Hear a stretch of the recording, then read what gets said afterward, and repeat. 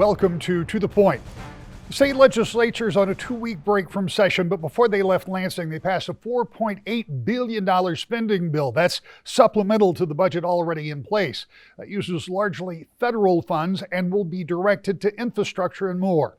It is a bill that got widespread bipartisan support, even though the legislature and the governor had been at odds about how and when to spend that money for months. Last week, we had a view from the Republican side of the aisle. This week, Grand Rapids Democrat Winnie Brinks talks about her take on a once-in-a-lifetime kind of bill. Senator, recently there was a package of bills, a couple of bills, passed in the House and Senate. And I told you as we were walking in here, it's hard for me to grasp because I remember the time that if the legislature could have found $700 million, it would have been like a pot of gold to try to keep government open in the mid-2000s. This was a supplemental having nothing to do with the regular budget process of $4.8 billion. Yeah. Can we just start by talking about how significant of a amount of money that is for a state, any state, but the state the size of Michigan, when you consider that most of that, about 85% of that, I think, was federal money. Yeah, it's a profound amount of money, and it's really hard to help our constituents understand the real impact that can have. So I think that's why you heard so much conversation about making sure that we are doing things that are transformational, that have generational impact. This kind of money does not come along every day. And so it's really important that we're very thoughtful about how we spend it, that we don't create things that we can't sustain, and that we think for the long term, where can we get the most bang for these bucks? But I think we did a pretty good job of that. It's refreshing to hear you say, I think we did a pretty good job with that, because I've heard people on the other side of the aisle say, I think we did a pretty good job with that. It passed in the Senate, I think, with only one no vote, if memory serves. And those things combined tell me that after a couple of years of some pretty ugly times in the legislature from time to time, not on all issues, but on enough issues that it was uncomfortable from time to time. And a little later, I'm going to talk about why this surprised me a little bit that this happened.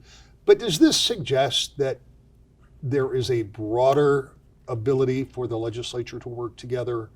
Or was this one of those things where everybody said, there's so much money here, we have to come to an agreement? I think it's probably mostly the latter, right? I mean, it would be foolish of us as a state, no matter what side of the aisle you sit on, no matter what your political perspectives are, to not take advantage of these dollars to do some really good things for the people we serve. And I think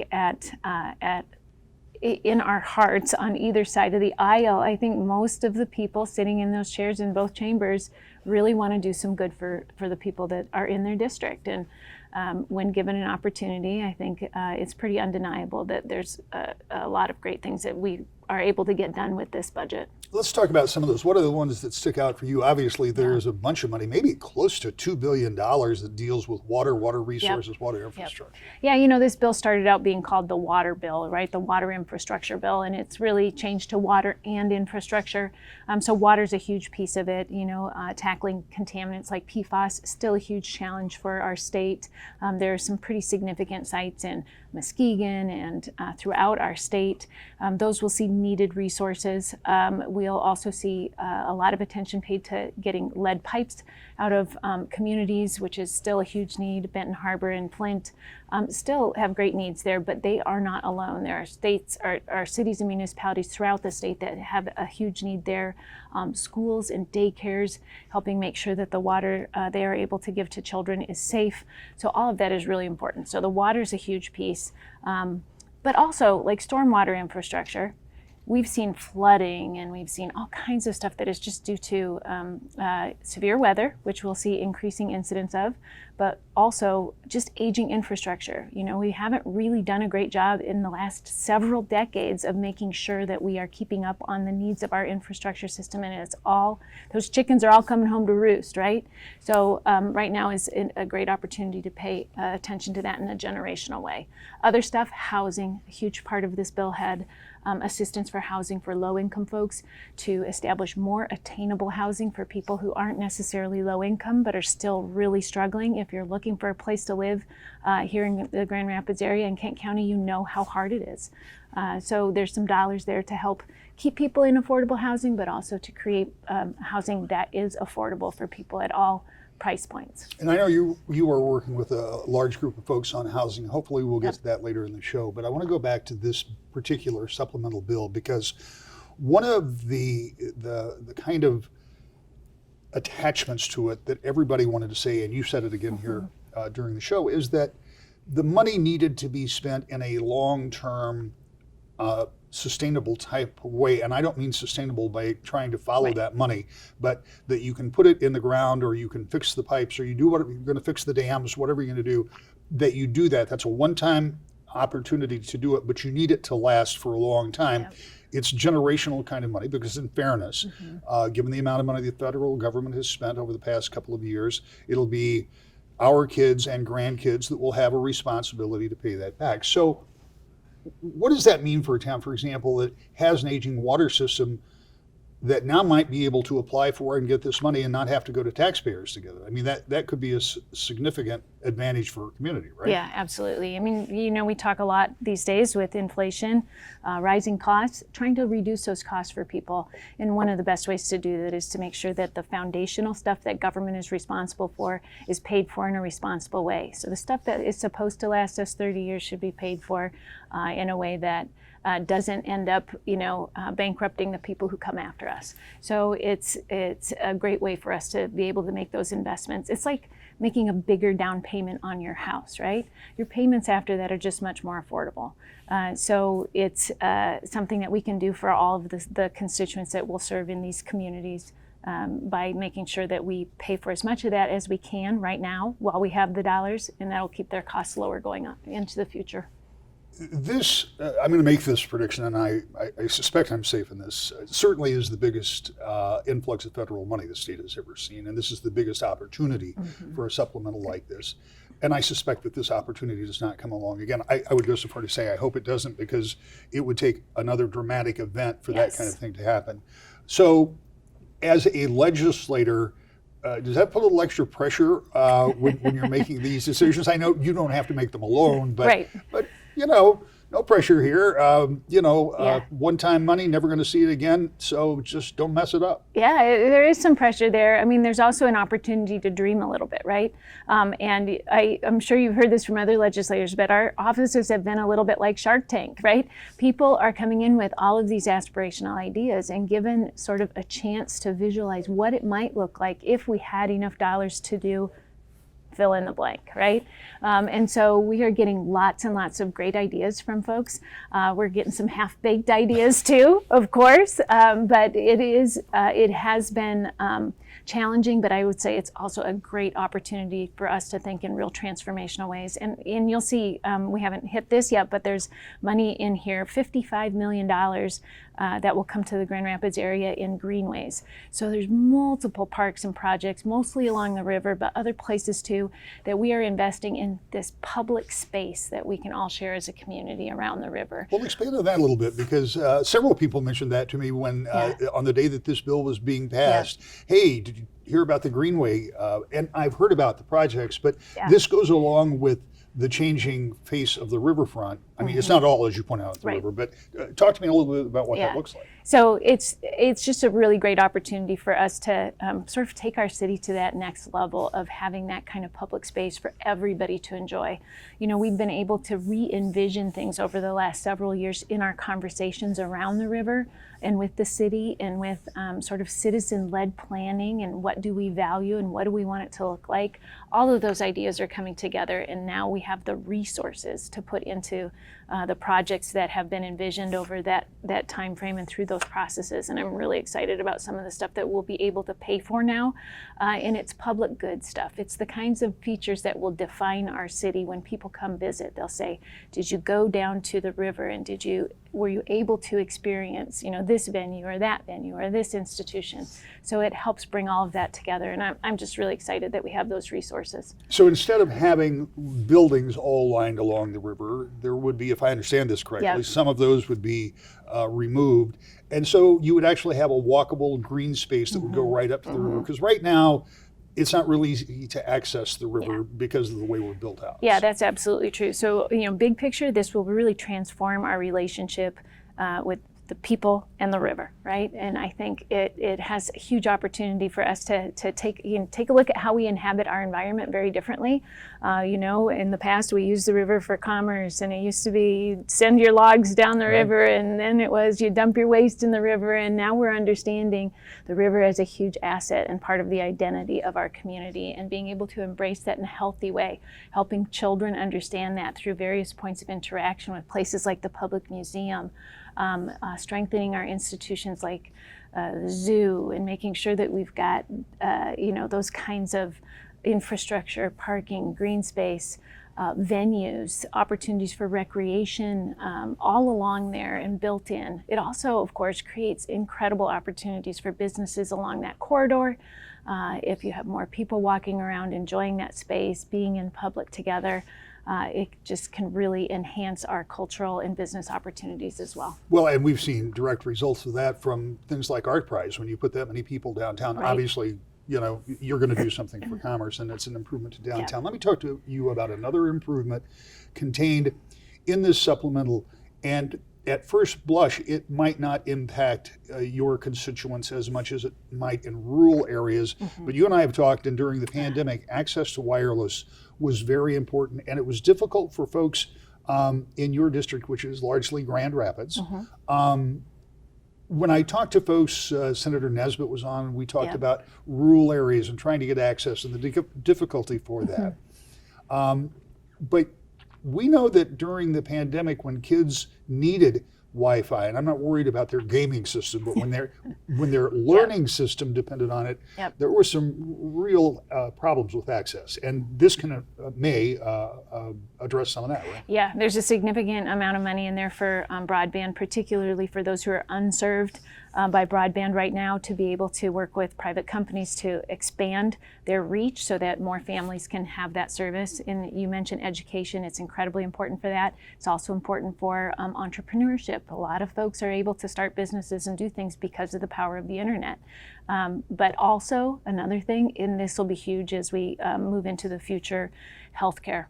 So many services are available through telehealth services, through telemedicine, and as we get technology that helps us serve people better, we'll be able to stretch our healthcare dollars by using the internet well. That only works and is particularly helpful, by the way, if we have broadband in rural areas. I said at the beginning of the show that the legislature and governor had very different ideas about how to spend this money, but came together with an agreement nonetheless.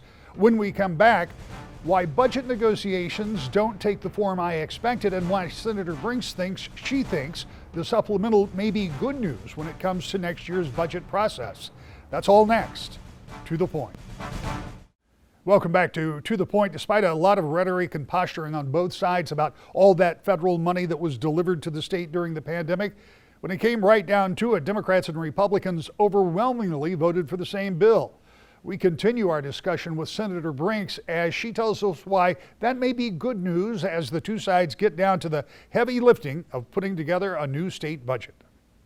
Shortly after the supplemental bills were passed, they were passed in the House and Senate in relatively short order.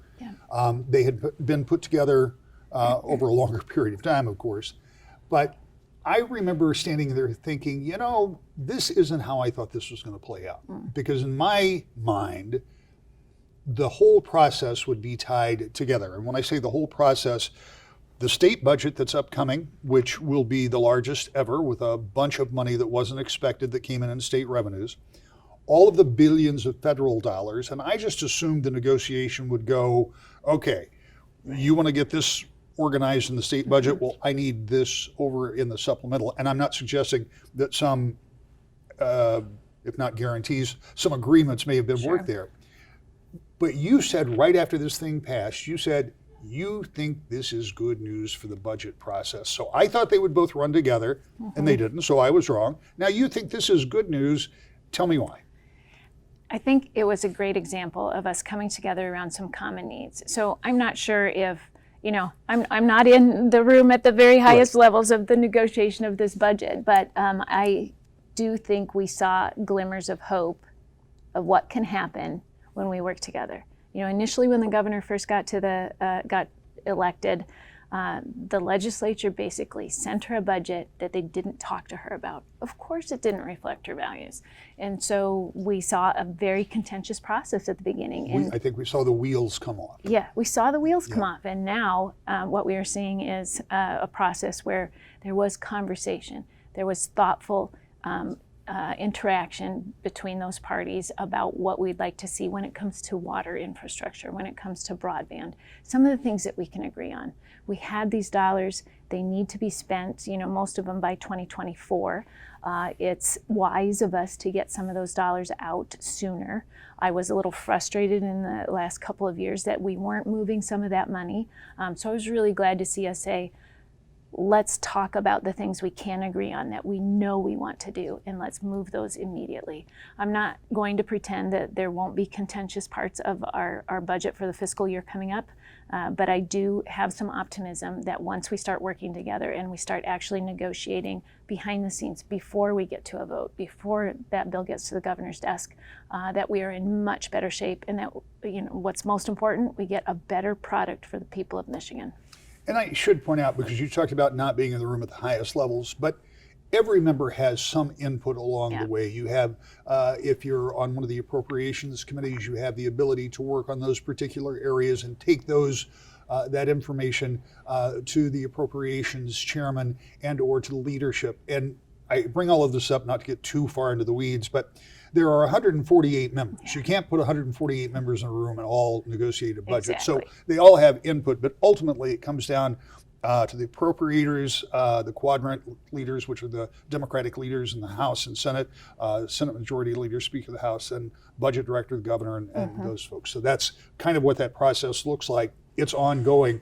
I'm starting to hear optimism that this budget process, and maybe it's because of what happened with the supplemental, may actually get done by the statutory limit for the first time of July 1st. Now, quickly, I want to point out, I said that in last week's show, and I got some pushback because Senator Nesbitt said, well, look, we did it for 4 years or 8 years, whatever it was, but this is divided government. The exactly. The reality is completely different, and Senator Nesbitt knows that. And the statute has only been in place since 2019 or 2020. Right. So all of that to be said, July 1st is the new statutory deadline. Does the budget get done by then? I certainly hope so. It would be great for all of us, but it would be even better for the people of Michigan. School districts, municipalities, they need that certainty of knowing what they're going to be able to work with to do what they need to do for their people. So I can only say I have cautious optimism about that, and I hope that this feeling of bipartisanship and cooperation continues. I have no illusion that it won't be without some bumps in the road, but hopefully we can get there. And I should say, to give credit where it is due, that in last year's budget cycle, the school aid fund was done by early July. Yep. In fact, you were at the signing, I think, out at East Kentwood with the governor. She came over to the side. So it's not that it can't be done. And again, just to clarify for people at home, what difference does it make if it's July 1st or October 1st? Well, a school's fiscal year starts July 1st. If they don't get their budget until October 1st, they're already back in session, and they've got to do a lot of planning and not know what they have. Yeah, and sometimes they have to borrow money just to get through those first few months of school. They have to set contracts and pay people before they even know what their allocation is. So it's simply not a great way to run an organization. It's not fair to them. So we can do better on that. You saw that we did a lot better last year. I'm hopeful that will continue, particularly for schools. That's our other budget. We got the big budget, and then the general fund, and then we've got the education budget. So those are our two main things. So at least get the education budget out the door at a minimum is just really important for us to do. I want to talk about something you brought up earlier, and I think it is something that most people, unless they are in the process of trying to buy a new home, if you own your home, maybe you've refinanced with some of the lower interest rates over the past few years. And if you're not in the market, perhaps you don't think about it. But anybody who's looked at a house, anybody who lives in an apartment, right now, Yeah. or is looking for an apartment, is feeling the pressure, and it's not just Grand Rapids, but it's acute in Grand Rapids, of housing prices. And I know that you have long talked about trying to get affordable housing, and we were talking just before we started our conversation here that you and a consortium of a number of groups, nonprofits, Chamber I think is involved, working on more affordable housing or just available housing in Grand Rapids. Yeah, so of course everybody knows, there are folks who live in poverty who have a really, really difficult time staying housed, right?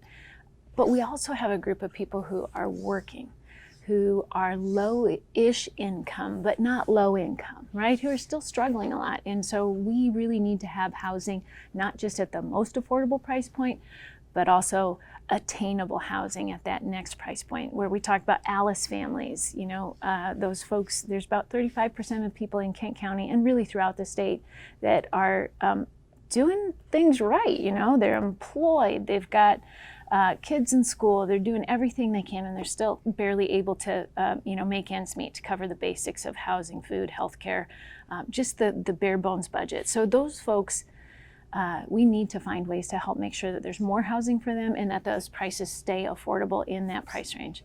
I, as a side note, I want to see wages increase so that those folks are able to live a better life and do things like not just survive, but save for college and be able to purchase a home maybe in the future. But we do need to make sure that there's housing for those folks. So affordable and attainable housing. And one of the things that is true is that wages have begun in some areas to rise, but they're not keeping up with the inflationary pressure that we have. So that just kind of exacerbates that problem. How big a role would state play in that? I mean, obviously there's money in the budget that we talked about, but how big a role does the state play in that? So of course on housing, which is one of the biggest expenses, we can help people who are at risk of losing their homes due to increased prices for rent, or help people who actually own their homes that are aging that they can't afford to repair. We can help keep them in those homes longer by helping make those kinds of improvements and energy efficiency things more affordable. So there's a bunch of money in this supplemental that will help families in those situations. So that's good. There's also money there to help build more affordable and attainable housing. So that's all good too. Those things take pressure off of people's budgets, right? Anything else we can do to help lower costs for people, it would be incredibly important. I know the governor has proposed, increasing the earned income tax credit to help those working families, especially those with children, to afford more in their lives. That gives more money in their pockets, and it's directly tied to how much they work. So that's a great way to help people who need it the most. Also trying to relieve some pressure on budgets by eliminating the retirement tax is another thing that she's proposed. Those, by the way, are things that the Democrats have been proposing for 10 years, ever since they were changed by Governor Snyder and the Republican-led legislature when I first got to the legislature, or immediately before. So trying to help people who really need the most help has been her focus, and I think that we can do a lot to help those people on both ends of that spectrum, the older folks and the younger families, to make sure that we're reducing their costs, helping them live productive, stable lives. I'll have a final thought when we come back to the point. When the legislature returns later this month, they will have a little over 30 session days to put a budget together. Now, that's a lot to get done in a relatively short period of time, but with a mountain of money to spend and an upcoming election, we'll see if they can get it done. We'll see you next week. To the point.